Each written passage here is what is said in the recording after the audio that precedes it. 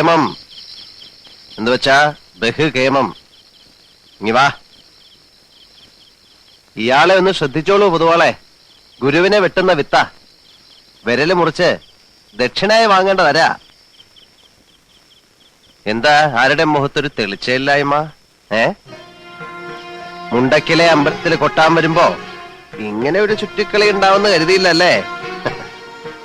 മംഗലശ്ശേരി മാധവ മേനോന്റെ മകൻ കാണണ്ട എന്ന് പറയുന്നത് കാണൂ, കേൾക്കരുതെന്ന് പറയുന്നത് കേൾക്കൂ.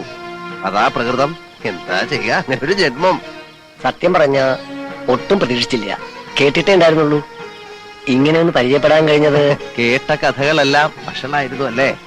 പോക്കിരി, താന്തോന്നി, ധൂർത്തൻ, പെണ്ണുപിടിയൻ, അങ്ങനെ വിശേഷപ്പട്ടങ്ങൾ ഏറെയുണ്ട്. കീഴടങ്ങിയിട്ടുള്ളത് നല്ല കലാകാരന്മാരുടെ മുന്നിലേ ഉള്ളൂ. പിന്നെ ഇഷ്ടം നല്ല ചട്ടമ്പികളെയാ. ഈ പറഞ്ഞ 2 വർഗമായിട്ടേ ചങ്ങാത്തേ ഉള്ളൂ.